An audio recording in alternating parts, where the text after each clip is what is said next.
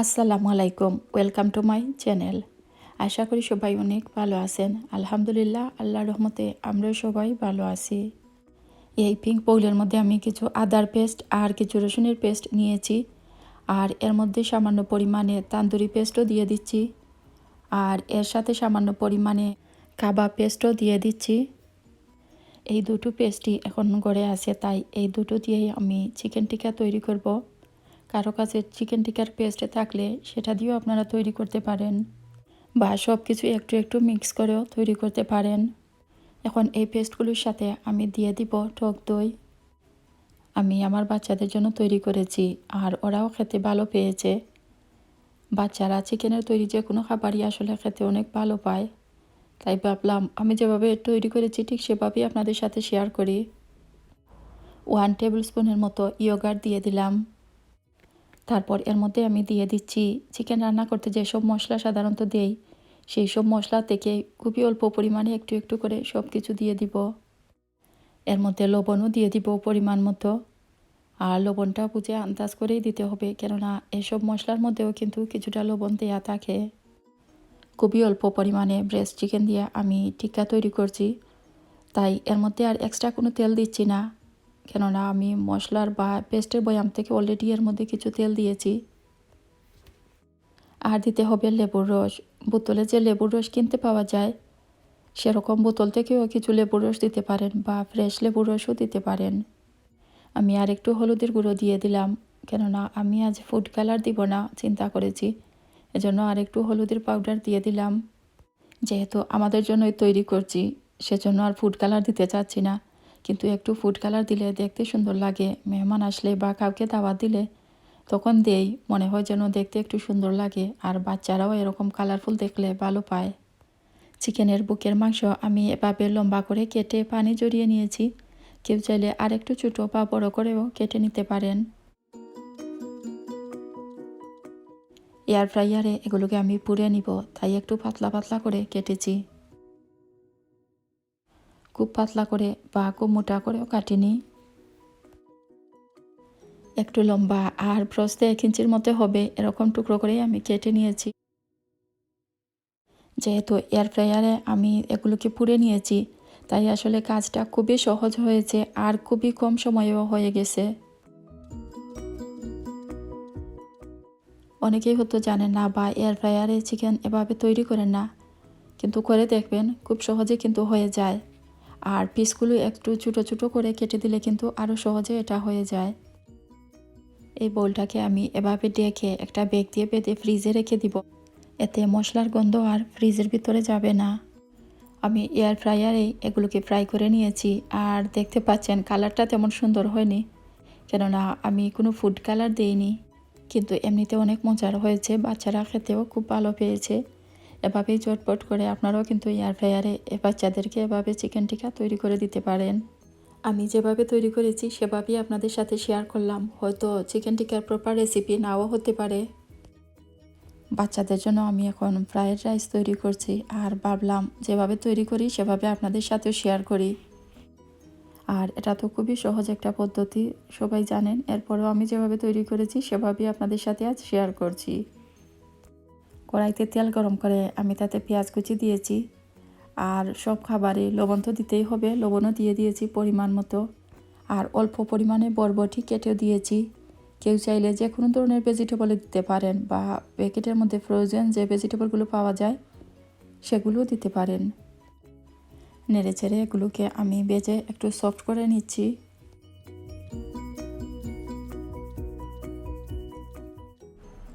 ছোটো ছোটো করে কেটে চিকেনের টুকরো বা প্রন যে কোনো কিছুই আপনারা মিক্স করতে পারেন, আলু যে কোনো ধরনের সবজিও দিতে পারেন।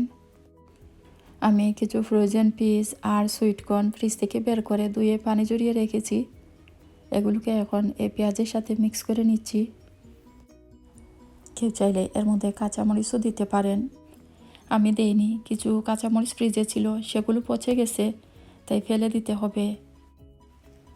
এর মধ্যে আমি সামান্য পরিমাণে লাল মরিচের গুঁড়ো দিয়ে দিচ্ছি, আর দিয়ে দিব একটু হলুদের গুঁড়ো। হলুদের গুঁড়ো দিলে একটু কালারটা একটু সুন্দর হবে, এজন্যই দিচ্ছি, না দিলেও চলে।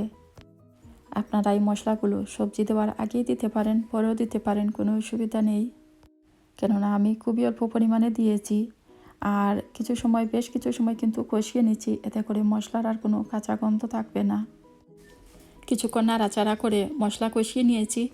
এখন এর মধ্যে আমি 4টা ডিম ভেঙে রেখেছিলাম, সেগুলো এক পাশে দিয়ে দিচ্ছি। ভেজিটেবলগুলো আমি এক পাশে সরিয়ে নিয়েছি আর ডিম দিয়ে দিচ্ছি। একটু পর যখন ডিম সামান্য একটু জমে যাবে তখন আমি একটু নেড়ে দিয়ে দিব। আর এদিকে ভেজিটেবলগুলো একটু নেড়ে দিচ্ছি যাতে পুড়ে না যায়।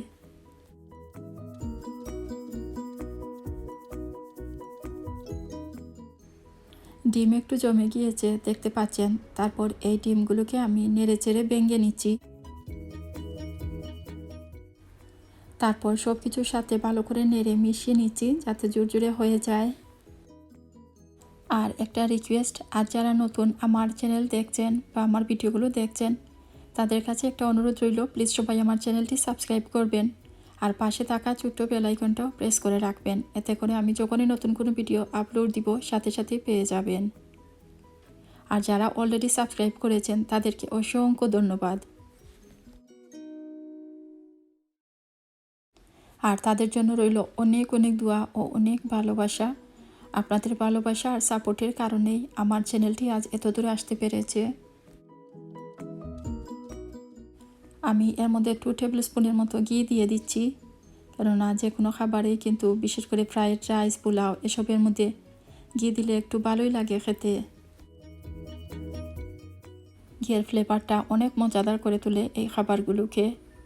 কেউ চাইলে শুধু তেল দিয়েও বা শুধু ঘি দিয়েও করতে পারেন, আবার দুটো মিশিয়েও করতে পারেন, আবার বাটার দিয়েও তৈরি করতে পারেন।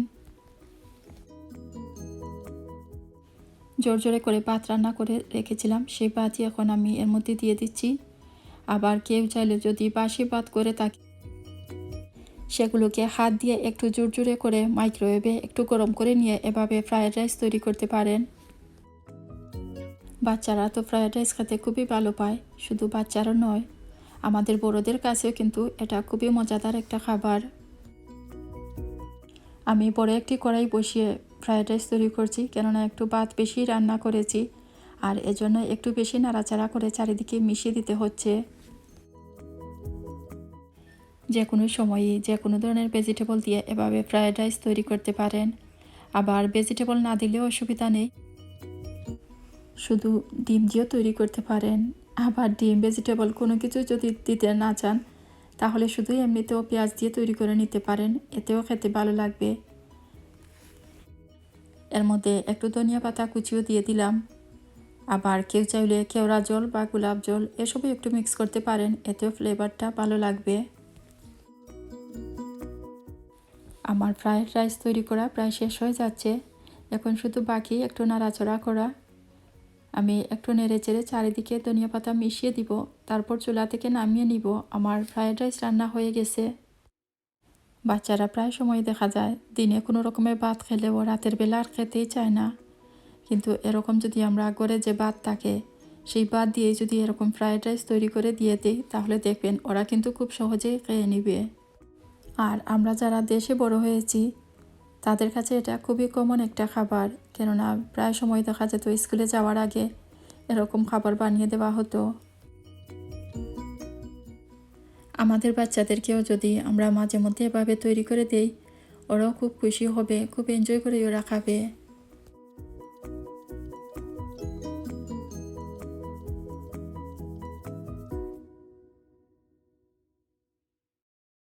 দেখতে পাচ্ছেন আমি আপেল কেটে নিচ্ছি আর এখন কিছু ফ্রুট আমি আমার জন্য কেটে নিব। আমি আজ একটা ফ্রুট সালাদ বা ফ্রুট ইয়োগার্ট সালাদ তৈরি করব আমার জন্য, যদিও বাচ্চারা এসব খাবে না, বড় মেয়েটা একটু হয়তো খাবে আর ওরা দুজন কিন্তু খাবে না। একটা বানানা আর একটা কিউই ফ্রুটও আমি কেটে দিয়ে দিব। যে কোনো ধরনের ফ্রুট দিয়ে তৈরি করতে পারেন যখন যেটা ঘরে থাকে। এখন আমার ঘরে যা আছে আমি তাই দিয়ে ফ্রুট ইয়োগার্ট সালাদ তৈরি করে নিচ্ছি। এমনিতে আসলে ফ্রুট খেতে ইচ্ছে করে না, কিন্তু এভাবে ফ্রুট সালাদ বানিয়ে এক বাটি সামনে নিয়ে যদি রিল্যাক্স মুডে বসি তাহলে কিন্তু খেতে ভালোই লাগে। আঙ্গুর ছোটো ছোটো হলেও সালাদের মধ্যে একটু কেটে দিলেই খেতে ভালো লাগে, তাই একটু কেটেই দিয়ে দিলাম। এর মধ্যে আমি খুবই সামান্য পরিমাণে লবণ দিয়ে দিলাম আর দিয়ে দিব পরিমাণ মতো চিনি। কেউ চাইলে চিনির পরিবর্তে হানিও দিতে পারেন বা দুটোই মিক্স করে দিতে পারেন। যার যার টেস্টের উপরে কে কতটুকু মিষ্টি করে তৈরি করতে চান সেভাবেই চিনি বা হানি মিশিয়ে নিতে পারেন। তারপর এর মধ্যে আমি কিছু ইয়োগার্ট দিয়ে দিব। তারপর সব কিছু ভালো করে একসাথে মিক্স করে নিব। কেউ চাইলে শুধু এমনিতেও ফ্রুট সালাদ তৈরি করতে পারেন ইয়োগার্ট ছাড়া, আবার কেউ চাইলে ফ্রেশ ক্রিম দিয়েও ক্রিম ফ্রুট সালাদ তৈরি করে নিতে পারেন, এতেও অনেক ভালো লাগে খেতে। ফ্রুট সালাদ হোক আর এমনিতেই হোক, প্রতিদিন কিছু ফ্রুট খেয়ে নিলেই আমাদের হলো। ছোট বড় আমাদের প্রত্যেকেরই উচিত কিছু না কিছু ফ্রুট প্রতিদিনই খাওয়া।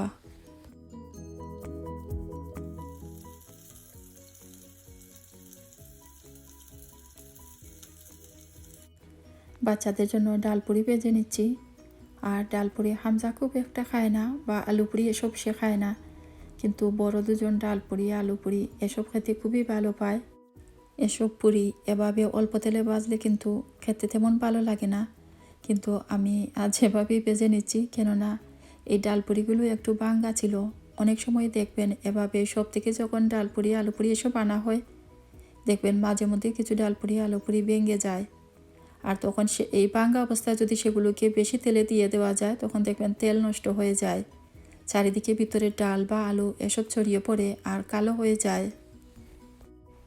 তাই যে ডাল পুরিগুলো ভেঙে যায় সেগুলোকে এভাবে অল্প তেলে ভেজে নিতে পারেন, এতে আর তেলও নষ্ট হবে না বা চারিদিকে ছড়িয়ে পড়বে না, আর খেতেও ভালো লাগবে। বাকি সবগুলো ডাল পুরিও আমি একইভাবেই ভেজে নিচ্ছি, কেননা এই প্যাকেটের ডাল পুরিগুলো আমার কাছে মনে হয়েছে একটু ভাঙ্গা ভাঙ্গা। আর এভাবেই যখন ডাল পুরিগুলো ভাজা শুরু করেছি, তখন ভাবলাম সবগুলো ডাল পুরি এভাবেই ভেজে নেই। বিকেলে চায়ের সাথে ডাল পুরি খেতে ভালোই লাগে। সস মেয়োনিজ দিয়ে পরিবেশন করলে কিন্তু অনেক মজার হয়। আমার আগের ভিডিওটিতে আমি বলেছিলাম আমার একটা প্রবলেমের কথা। প্রবলেম বলতে আমি বলেছিলাম যে আমার আয়রন অনেক লো হয়ে গিয়েছে। আর অনেক আপুরাই কিন্তু অনেক সুন্দর সুন্দর করে কমেন্ট লিখেছেন। অনেকে লিখেছেন তাদেরও আয়রন লেভেল কম। আসলে পরিচিত এখানে অনেকেরই এরকম দেখা যায়, অনেকের শরীরেই আয়রন কম। আমরা না চাইলেও অনেক সময় অনেক কিছুই হয়ে যায়, এতে বইয়ের কিছু নেই। আল্লাহ অনেক সময় অনেক কিছু দিয়েই মানুষকে পরীক্ষা করেন। যে কোনো বিপদ আপদ অসুখ বিসুখ যে কোনো কিছুই হোক না কেন, আল্লাহর কাছে আমাদেরকে চাইতে হবে। আমার জন্য অনেক আপুরাই দোয়া করেছেন, আর আপনাদের সবার জন্য রইল, সব আপুদের জন্য রইল অনেক অনেক দোয়া। আল্লাহ সবার অসুস্থতা দূর করে দেন, সবাইকে আল্লাহ ভালো রাখুন, এই দোয়াই করি। আর আমাদের প্রত্যেকেরই একটু সচেতনও হতে হবে, বিশেষ করে যেসব খাবারে বেশি আয়রন পাওয়া যায় সেসব খাবার খেতে হবে। আর একজন সুইট আপু, নীলুপার নাহার আপু, উনি লিখেছেন উনি মাংস খান না। সেই আপুকেই বলছি একটু একটু করে খাবার চেষ্টা করবেন আপু।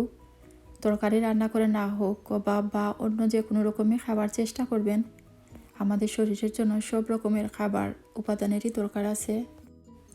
আর আমার সব লাভলি ভিউয়ার্স আপুদের বলছি, আপুরা গুগলে গিয়ে সার্চ দিয়ে দেখবেন কোন কোন খাবারে বেশি আয়রন পাওয়া যায়, সেসব খাবারই একটু বেশি করে খাবার চেষ্টা করবেন। আমার মা মানে দুজনের জন্য ডিম আর ডাল পুরি করে নিচ্ছি, কিন্তু হামজা এসব খাবে না, ওর জন্য আমি পরোটা ভেজে নিব। মাঝে মধ্যে একটু মুখে দেয়, কিন্তু সবের এগুলোতে একটু জাল থাকে, সেজন্য সে খেতে পারে না। হামজার বাবা আর আমি আয়রন ট্যাবলেট নিয়ে কিছু বলছিলাম, আর হামজা আমাকে তখনই জিজ্ঞেস করলো আমি সব খাবার খাচ্ছি কিনা, ওষুধ খাচ্ছি কিনা। ও জিজ্ঞেস করলো আমাকে যেসব খাবারের কথা বলেছে সেগুলো আমি ভুলে গেছি কিনা। আমি কিছু বললাম না। সে উপরে দৌড় দিল, একটা কাগজ আনতে বললো যে সে আমাকে লিখে দিবে। তারপর উপরে গিয়ে ওর বন্ধুদের কাছ থেকে একটা কাগজ নিয়ে আসলো।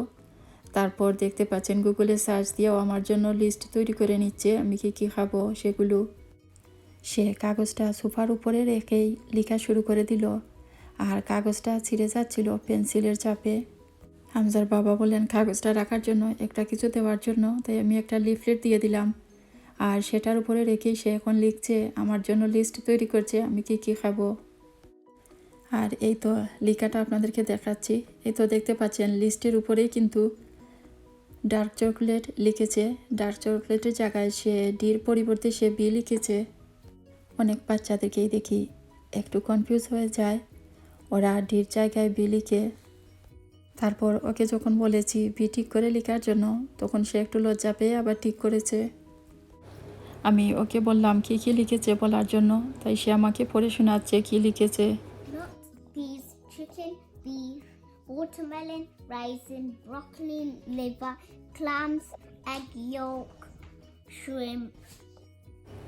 লেখা শেষ হয়ে গেলে সেই কাগজটাকে ফ্রিজে লাগিয়ে রেখেছে, আর আমাকে বলেছে যদি ভুলে যাই তাহলে সেখান থেকে দেখে যেন এগুলো ফলো করি।